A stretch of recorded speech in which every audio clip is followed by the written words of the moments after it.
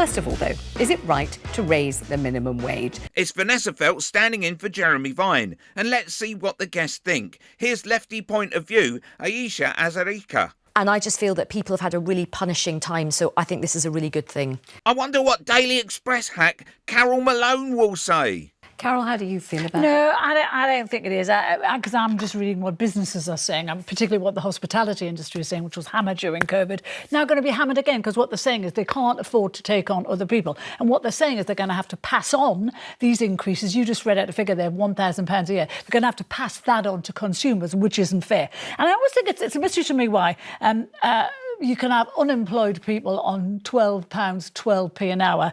Where is she getting that figure from? I've got universal credit for somebody over 25 at just £393.45 for a month. And employed people on 11.44, which it is now. So, if it's going to mean people are out of jobs, and businesses are saying it will mean fewer jobs, they're also talking about manufacturers will now outsource their manufacturing to companies like China and Taiwan, where labour is cheaper.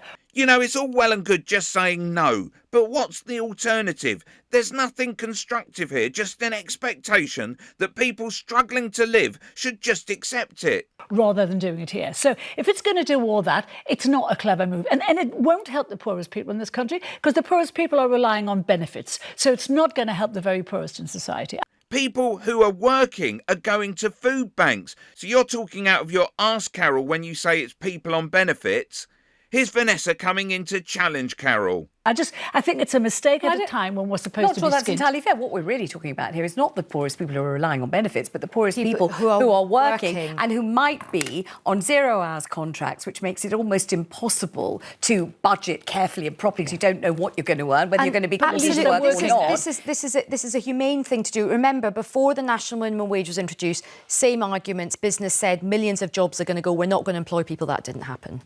Click here for millionaire muppet Charlie Mullins banging on about the minimum wage.